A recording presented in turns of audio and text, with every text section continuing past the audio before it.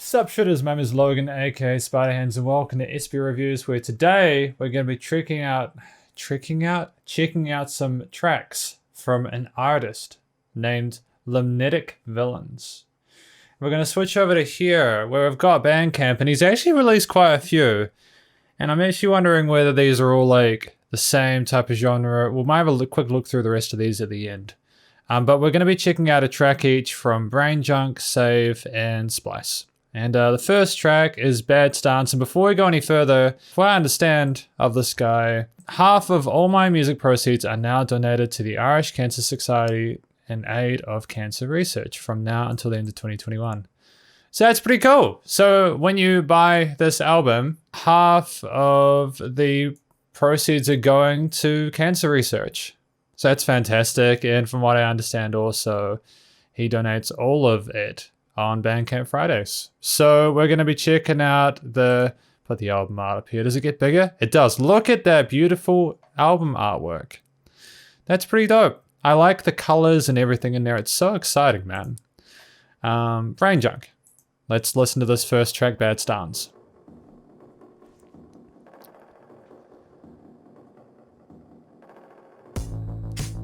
Oh, kind of like 80s electro kind of vibe.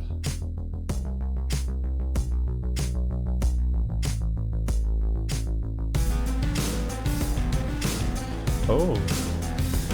Industrial drums with kind of a synthy guitar line.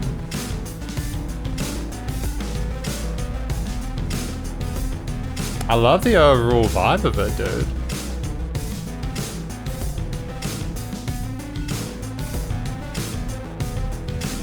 Very futuristic kind of vibe to it, eh?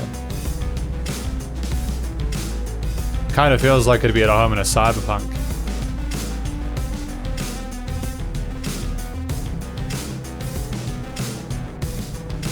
Mixed pretty well. Okay. The idea is being developed as well. He has a sound understanding of how to keep a track going.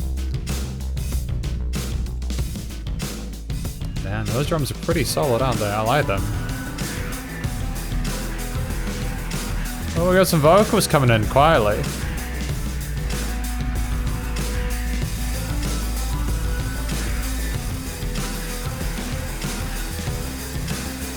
Hang on. As well, you can buy the digital discography of this for €10. That is so cheap for that much music, man. That's pretty dope. I mean, I haven't listened to the rest of these, but if they're like this, if they're like the quality of Brainjunk, that's incredibly cheap. That's a good deal. It's a very good deal. Music is so cheap nowadays, man. Used to be like 20 bucks for one album. It's crazy.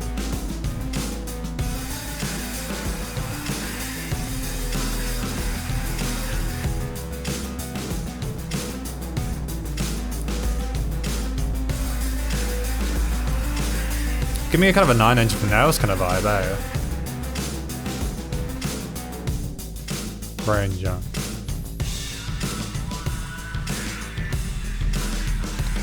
I wonder if this is like kind of about the sort of the darkness each of us has inside our own heads. Oh, I'm liking that very subtle melody going on, adding a nice little bit of extra flourish to this track. Never had an issue with an instrumental, especially a strong one. You don't need a vocalist to carry a track. It helps, but often the music can sing for itself if you let it.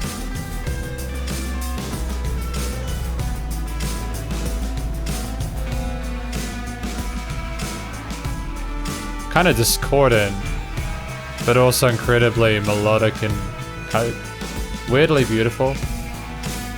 That bomb bottom. Nice little bit of delay in there. You can tell he's put a lot of work into this. There's all sorts of little stutters and panning considerations and all that.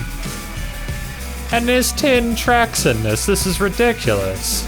And that's one of, like, I'm not getting told to sell you this discography. I'm reviewing this music. It just blows my mind that that is what it is.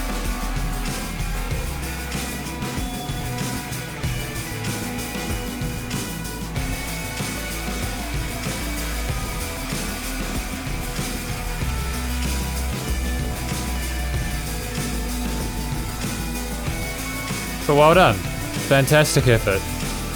Fantastic effort on this one. Great introduction to Limnetic Villains. I hope I'm pronouncing that correctly. Limnetic. Limnetic is an interesting word. I haven't really heard that one before. And we're going to be listening to one from Save today as well. Oh, very similar kind of album art. Does that kind of say Save within that? I can see a kind of an S, an A, a V, and an E. Dope. Cool. Very sort of alternative album art. I wonder what this one's going to be like. Dark Cornelius. Oh yeah. Very sort of like bass, sort of synth focused.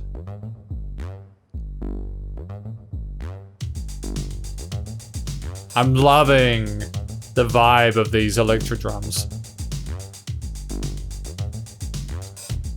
Very authentic kind of 80s tone to these sort of dancey kind of kits. I'm glad they brought it back, eh? As much as I love EDM, it's good to go back to where it sort of came from, right? It's got a very similar sort of vibe to Brain Junk. Oh, hang on. Oh.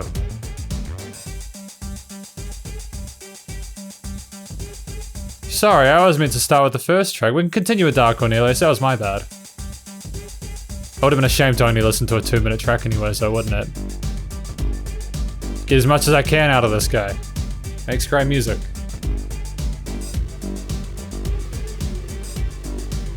I'm guessing that because it was up there, that might have been the one that he wanted us to focus on. Might have been the single for that release.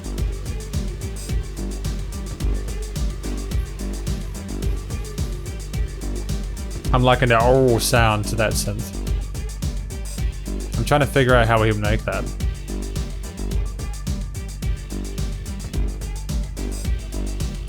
I don't remember if I've reviewed any artists from Ireland so far. I know I've done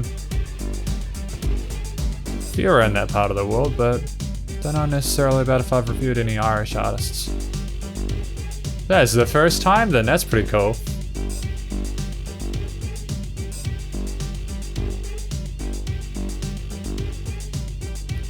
I'm liking how there's these several different grooves going on. Boom, boom, boom, boom.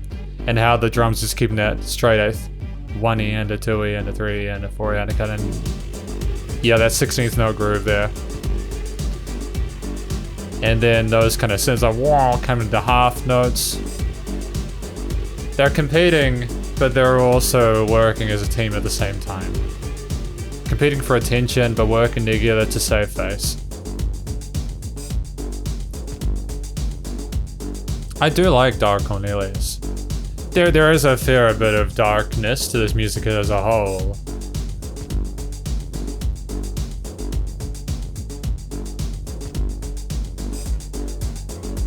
But I think it's fantastic. I think it's just joyous. I'm assuming from the fact that I can see, like, yeah, drum kit. I'm assuming that he might be playing like electric and acoustic drums on these tracks. I could be wrong. But at least he has he probably has a foundational understanding of how percussion works, how rhythm works, how dynamics work, and all that. You know, you don't just have to play drums loud all the time. Coming from a drum tutor of 10 years, you definitely do not need to play acoustic drums loud all the time. Oh, it's fun.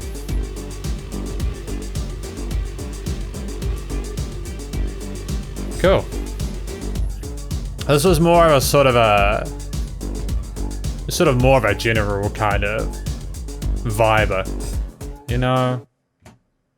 This is more sort of the track you kind of just enjoy for the 3.5 minutes as it presents you with a similar energy and you just kind of dance along, you kind of shake along to it, you know what I mean? The final EP we're checking out today with their first track is Who's Telling Who What? Oh, this is a longer one. Off of Splice. Album art. Oh, that is very trippy. Is that meant to be a tree or something like that? Is that a dude there with the tree? This is a very different kind of feel to this one. I wasn't necessarily expecting this after the last two, but I dig. Obviously a lot longer than this 3.5 minutes we've had for the past two, but that's okay. This appears to be the main focal point, and we're gonna enjoy the journey.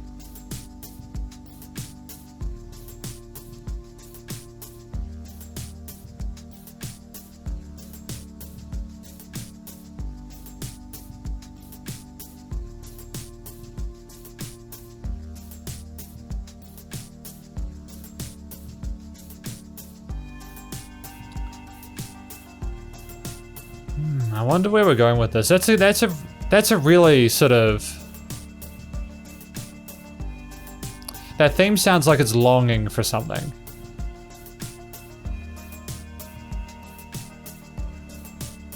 Like after something kind of pretty heavy has occurred. Oh. Oh, beautiful vocals.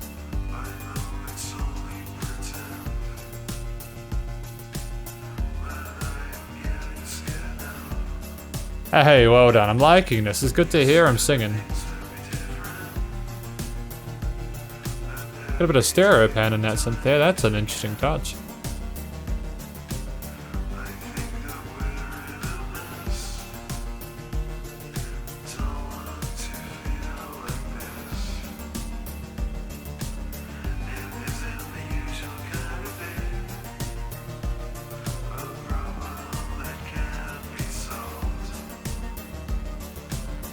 Kind of harmonizing octaves on top of that.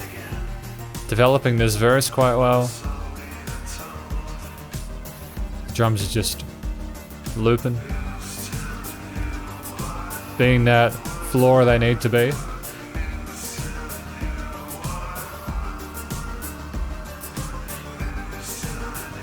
Oh, there's a nice little portamento there, wasn't there?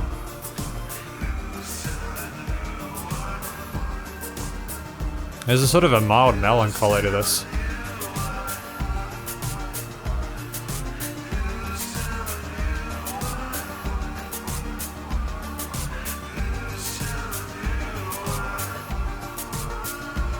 Where are we going with this?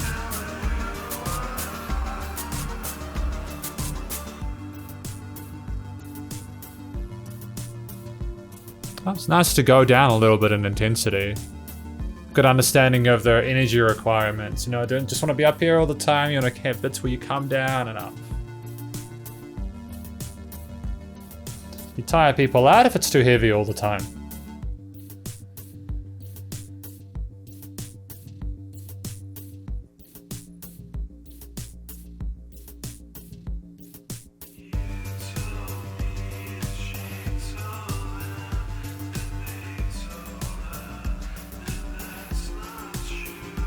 I'm seeing great indie synth music. Yeah, I obviously I can get behind that. Is indie synth I mean, I'm assuming of course it's a genre. Indie synth.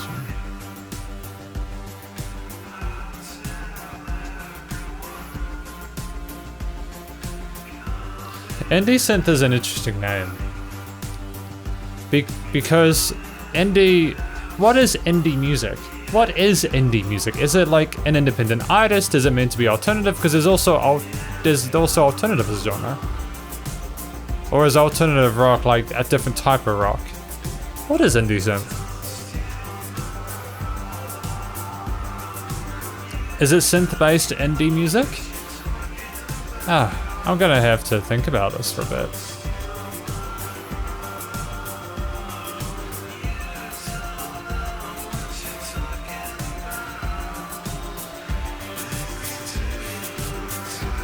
Those little vocal overdubs are kind of precarious, aren't they? They're so wishy-washy and wavy amongst the delays, and the waviness of the reverb. There's been a build. There's been a sort of a very mild crescendo.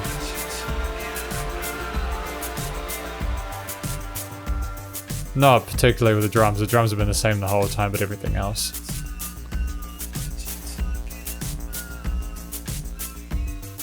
I mean, at face value, you don't know what you're talking about. Who's telling who what? I'm assuming that it's about people giving him advice that he doesn't need, or telling him how to live his life when he actually doesn't need their advice at all. Funnily enough, it's typically the people who have the most problems who are the ones telling people how to live their lives.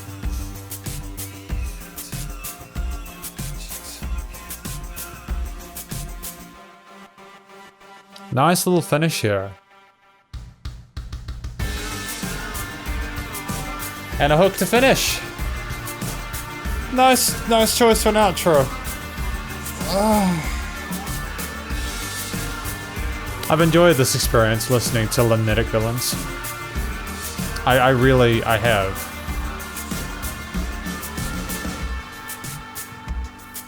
Really have. Please enjoy the music and spread the word. Dope. And that was Who's Telling Who What. Yeah, fantastic. I'll do a conclusion in a moment. I just want to check that the rest of these aren't like this one. What is under? Oh, so that's under the corners, like... Okay. It's very similar to that. So that's under the corner capsules. So this is like a collaboration.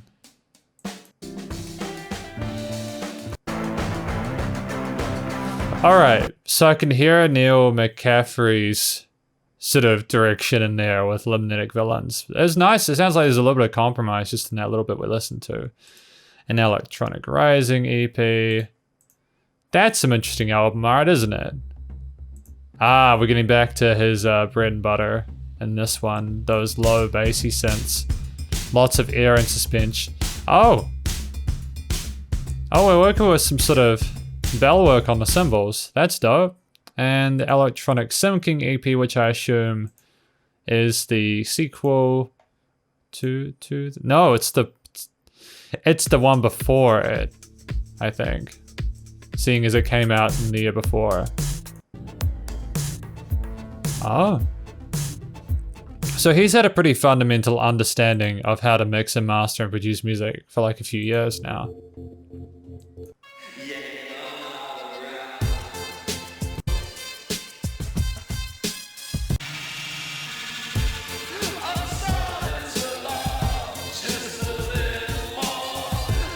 Yep, okay, I get it. Yeah, right, I understand it. I think I've gotten kind of a hang of who Limnetic Villains is as an artist. I mean, from what I heard in terms of the first 3 EPs or albums or records that we listened to, you know, Brain Junk, Save, and Splice, a lot of it was instrumentally focused. You had those sort of those sequences, 16th and 8th note sequences, you had bass synths, you had the drums that were both going between acoustic and electric. And you had his voice kind of... the voice was more of an instrument in the mix more than anything. The focus was on this music as a whole, and it was great to hear an artist who was comfortable enough with what he'd written that he didn't need to dominate it with a story he wanted to tell. He let the music tell the story for him. Sometimes, for whatever reason, I see music in colors, and like I can see lots of reds and purples in this, and lots of blues, and I know I've said darkness. It's not sinister.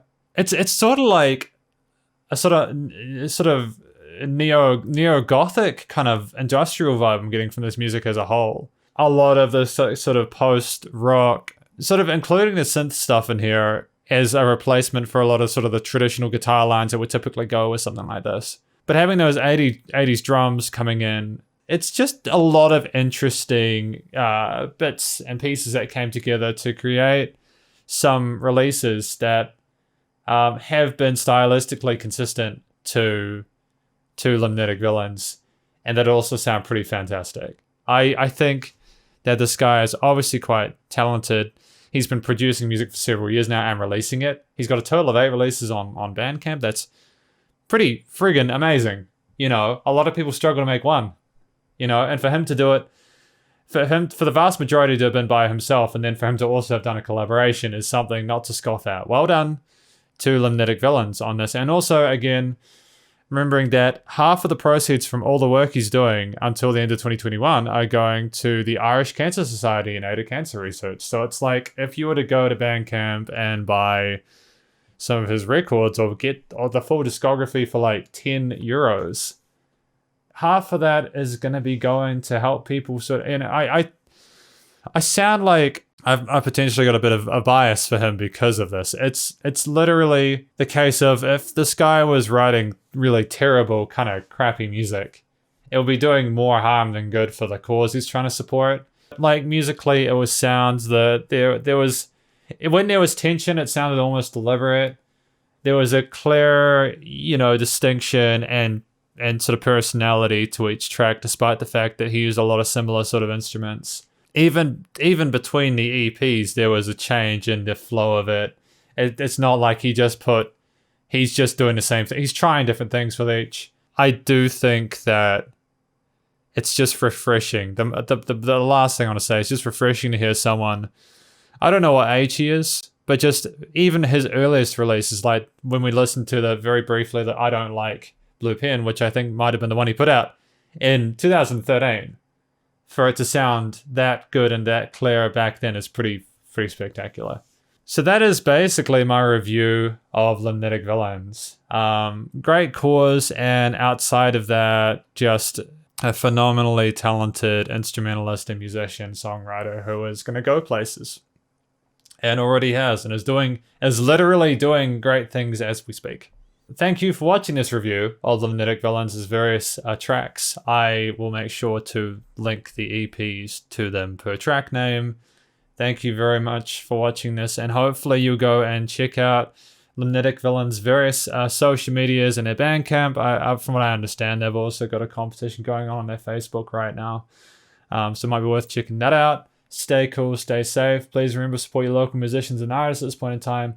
It's need to help more than ever with all the crazy stuff going on in the world, and I will catch you in the next review. Spider hands out.